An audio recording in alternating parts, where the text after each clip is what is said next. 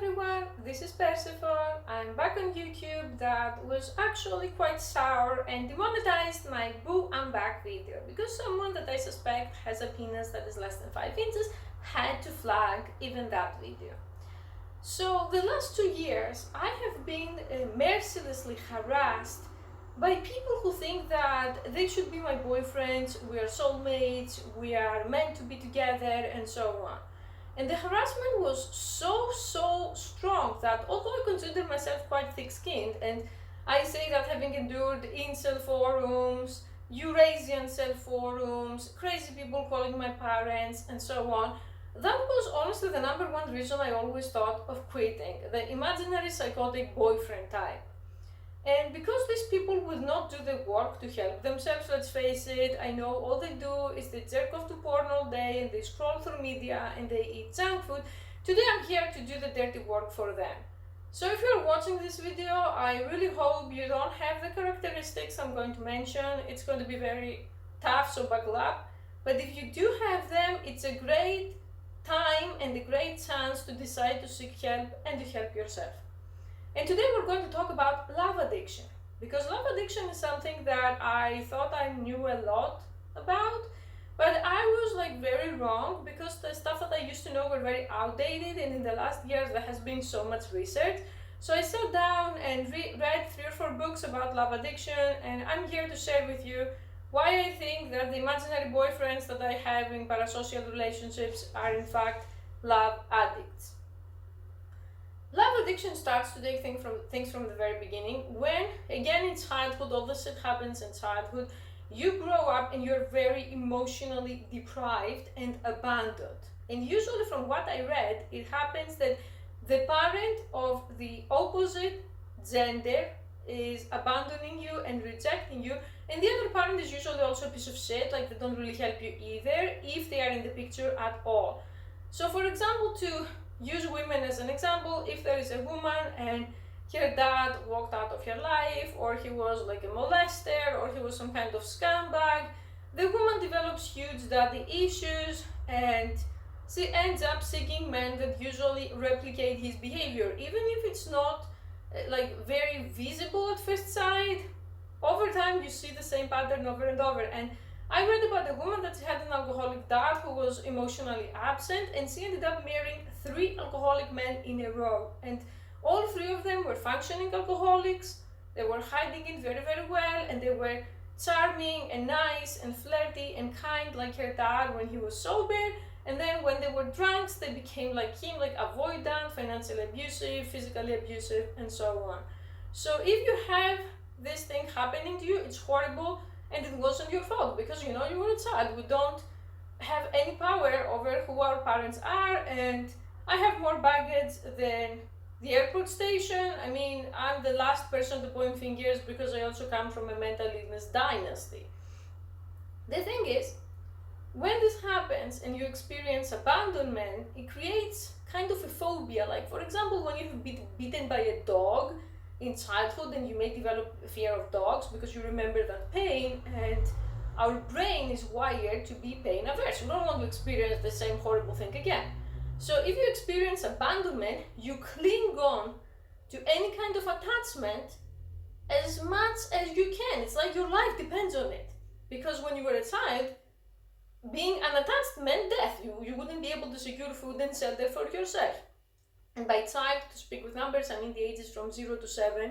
Primarily, this is when the worst trauma happens, although it can happen, of course, later on as well. So to continue this psychiatry from Mordor video, when you have people around you and you date, you become needy, clingy, insecure, and usually that ends up, ironically, repelling them. And when you don't have them, you may end up developing parasocial relationships or developing relationships that happen in your head with people who are virtual strangers, or people that they are celebrities, or people like my case that they are YouTubers, and you feel an attachment to them. You project pretty much all of that void to them, and you start fantasizing about the relationship, and you start projecting a personality on them that they may or may not have, and that obsession takes over your life. Now I'm going to share with you some signs that I read from the website Love Addicts Anonymous, that if you can relate to what I'm saying here, I recommend highly to go there, because those people have a professional list. I'm not a professional, I'm just sharing some info that I think is useful. And some signs that they really like struck a chord with me is that the people obsess over one person, and when they feel that it doesn't work with that person, they move on to obsess with someone else. That they may not even have met the person or spoken to the person personally, similar to the K-pop crazy fans that they date BTS, and all of that stuff. That they have this huge longing and they feel that if they are in a relationship with this person, all of their problems will be solved, or they're going to be happy, or the problem is that they don't have a relationship. They will go and compromise themselves and their boundaries to great extent. Very similar that the gambling addict would actually steal their kids' college fund to go gamble. They would do anything to be in a relationship, anything. I had men who approached me and they said, I'm not into femdom at all, but if you date me, I'm going to do it. Or what's your religion? I'm going to convert. Or do you want to just date me on the side as a side piece? I'm going to do it, although I don't like it. And I don't say this to brag. This is like very alarming and very serious, and you shouldn't compromise basic parts of your personality for me or for anyone. Usually when you end up like this, if you land a relationship and you have to convert to a different religion, being cucked without actually being into cuckold fetish, giving all of your money to some toxic woman, or a combination of all of those things, usually you end up suffocated, you end up depressed, you end up upset, and you end up searching for the next dopamine high, because the relationship gave you a dopamine high, now the high wears off, the hormones that we experience wear off, and you have to move on to the next person. And this is a category of men I've also met so much, and I didn't realize up to this point, it was really profound to me that it's all connected. For example, a good 70% of my clients, I'm not going to say my Johns, who buy my stuff are married, and many of them told me that I was looking for a relationship my entire life, my parents were emotionally absent, then I met my wife, then I was like so happy for the first 2 or 3 years, and now I hate her, and now I started paying cam girls, and I started paying goddesses, and they started cheating, and so on. And the common factor for those men, it's all of them, they cannot be alone for a second. Like if I block them because they piss me off, they're going to just go to femdom Twitter and find another goddess within minutes. And this is definitely love addiction. Of course, love addiction and sex addiction can go hand by hand. It doesn't mean that you can't have one without the other. But speaking again from my experience that is biased, it's not a universal truth, it's just what I experienced, because a lot of those men were like incels or shy or had small penises. Usually it's not sex related, it's mostly a romantic attachment, and even those who approached me and they wanted to have sex with me, first of all they wanted a relationship. Like they would always, it goes the same way, they will message me and they will say that I've been watching your videos, I feel extremely connected to you. Another sign of the pathology of the situation, that you feel an instant connection with the person, you feel that they're the one, you feel that they are this magnetic person, and they say, we have so much in common, you like this, you like that, I also like it, we should meet, we should date, you should be with me.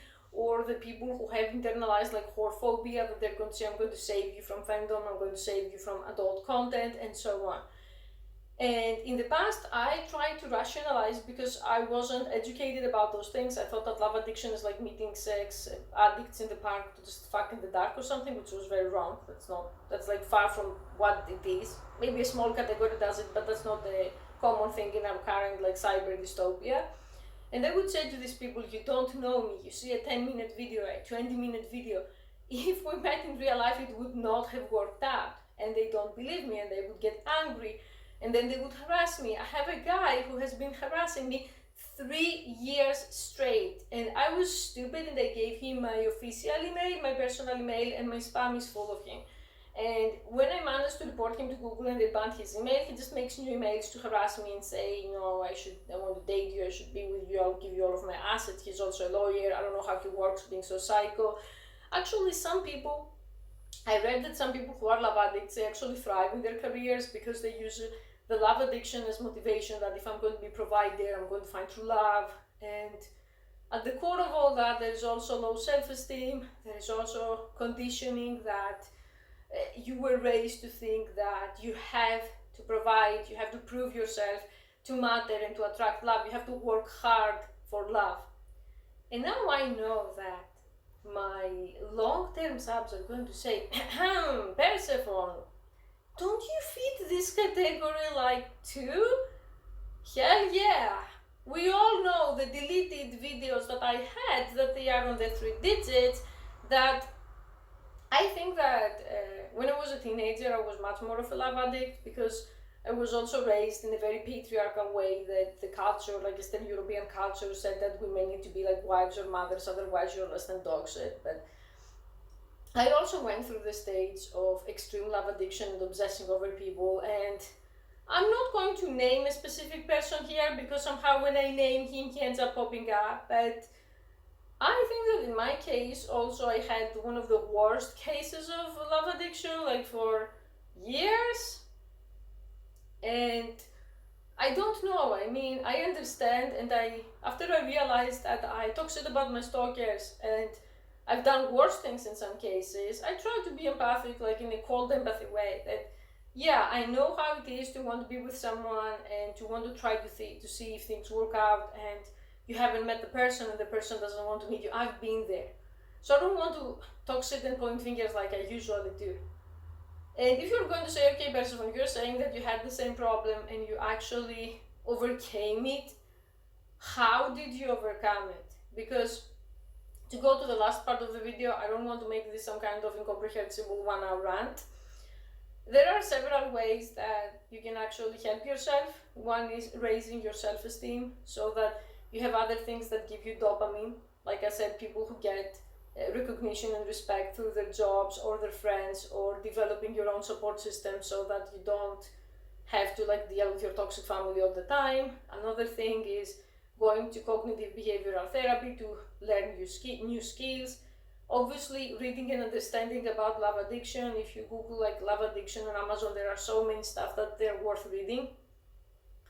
But long story short, you still have to go through the suffering and the withdrawal that addicts go through, and it's the same as gambling or alcohol or eating disorders. And there is like, the way to get over it is going through it and being aware. Like, if you want, what helped me in the past is reading how to cope with withdrawal symptoms from various addictions, because there isn't a lot about love addiction withdrawal specifically, but I think that the mechanism of all addictions is the same. So if you practice like self-awareness or even the 12 steps that they have on the Love Addiction Forum, it's definitely going to help you. And for me, what really helped me was 2 things. I don't know if they are going to work for you. I'm just sharing again my own personal experience, and I encourage you to do your own research, sit with yourself quietly and think. Do your own trial and error. The first goal of this channel is to essentially teach people to be self-reliant, self-responsible, and self-accountable. So, as lame as it sounds, the first thing that actually helped me was the realization that the person that I consider the love of my life was never going to meet me. Okay, because it's been years and years and years and years, and he can't leave the basement, whether we like it or not. So, after some point, after this became, you're going to say, okay, when did you realize that he's not going to meet you? Surprisingly, it was when I hit the 10,000 subscriber mark that we had this huge fight, this huge fallout, and he told me you'll never be anything. And I went through the stage of, I'm going to prove to you that I have talent and I'm not like your partner who has the personality of a cardboard box and your family who's brainless. And for some reason in my head back then, like 2 years ago, that I was kind of psychotic sometimes, I had the 10,000 subscriber mark. So I was thinking I'm going to hit it and things will change. And I hit it, and do you know what happened? Absolutely nothing. I was expecting that he's going to send me an email or a love letter, because you know he's a writer, like a writer my food. What's the point of considering a writer your soulmate if he's never going to write shit to you? So eventually I got so disappointed that I told myself, you know, nothing is ever going to happen, and I have to get myself out of this daily pain about him. That was the first step. The second and most important step is that I realized that after some point I started regressing back to my old ways, in a sense of I started being contacted by people who were like I don't want to brag here, but I had actual like other male sex workers, especially people who were actually my type, contacting me and being interested in me. And I say male sex workers because I think that I'm such a point in my life that I can't date people who are total civilians. The person has to have some involvement with sex work. Doesn't mean that they have to be a cowboy or something, but they have to have some kind of adult work in their past. So I started feeling like attraction to those people, and because I was extremely busy with setting up my career and my accounts online to be financially independent, and I still am, I didn't act on it. But I started thinking, so if I had met the quote unquote soulmate from hell, and there is this guy here who is talking to me, and he's like so gorgeous, and he wants me to go out with him, and things with the writer from hell didn't go well. Would I have done it? Like, even if I met him, can I really be monogamous with him like for the rest of my life? Can I really be loyal? And one of the things that I didn't mention, that it hurts me, that's why I keep it for the end, is that the people who are love addicts, they chase the high and they chase the dopamine and the thrill and all of that stuff that we experience at the original stages of the relationship, or the high from the unrequited love, like, oh my god, I have this crush and I want them to notice me. But essentially, they are not capable for long-term intimacy. And when I read that, I was like, holy fuck, this is why all of my marriages tanked. This is why all of my relationships tanked. Like, it's like after 1 year or 2 years, it all goes downhill for me. And it's like how my dad puts it, that he says, you dated men from 3 continents and it never works out, so the problem must be you. And he has a point, although I don't like the way he's phrasing it, he has a point. So I was thinking, am I really capable for the long-term intimacy that I would have? Like, because if you say to someone, your family is not going to like me, so essentially I'm asking you to send them all to hell and choose me, and they do that, then I can say, there is this other person that they tip me 2,000 tokens and I just want to go out with them. Like, so I'm going to leave you home by yourself and just go out. Of course, there are people that they would be okay with not being exclusive. There are people that they would be okay with having like a poly relationship. Someone would say, you don't know, you have to try. Yeah, but when we're starting the trial and error uncharted territory, you don't know how it would have worked out and if it would have worked out. And then you can find yourself in a gigantic mess, or stalked or murdered or worse. So at some point I started to really get tired of my own bullshit and said, I would much rather try to work on my self-respect and how I can help other people and how I can achieve things that actually have substance, instead of obsessing about mentally lazy men and super mentally Eurasian men that at the end of the day nothing comes out of them. So if you have watched this file, congratulations. I'm not going to rewatch it, I'm just going to post it as it is because it's brain Ebola. If you're watching and you have been obsessing, or I have hurt you in some way, or I have rejected you in some way, please try to seek help or to do the work with yourself to heal the trauma from your childhood.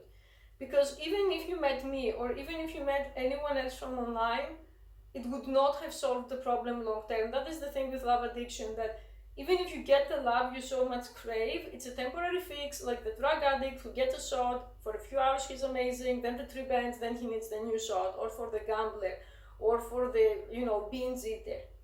And I know this sounds so like unsexy and such tough work, and I've been trying to do the work with myself for years, and I've been to all kinds of therapy, and there are days where I'm so pissed off with myself because I don't feel that I'm ever going to be normal. But I think it's much better to face your demons, and if you go down fighting at least, rather than living some craziness. And now you're going to say, Persephone, you're such a hypocrite, you're like taking the money of those lonely men, of those abused men who ended up love addicts, and here you are preaching and pretending you have empathy and you're not a sociopath and all of that stuff. Here is the thing. This is only one category of the people who buy my content and subscribe to my OnlyFans. There are a lot more categories that do not have love addiction. There is the category that just wants to bust a nut, so they don't care to date me. There is the category who just want advice. There is the category who just wants to have fun and chat with me occasionally. So even if I help the love addicts and they realize and they unsubscribe, it's not going to financially ruin me. But instead, it's going to save me from so much drama and so much stalking that the time that I had to use to threaten to call the police, to actually call the police, to one time call the FBI. That time could have been used for me to make money. So I think it's like doing something good, increasing your good karma a bit if you are into karma and cause and effect, and it's going to come back in some other way. So if you watched this far, please, if you are a beta man who is a love addict, you can turn things around, you can improve, and you can eventually start dating on a healthier ground and have a relationship that is going to be long lasting, or at least that's the goal. Instead of having some fantasy relationship, some parasocial relationship with a cambier or a goddess or some internet stranger that they pretend they're a beautiful woman and in fact they're a 60-year-old Indian truck driver having the time of his life scamming you and jerking off to your dick pictures. Okay, thank you for watching.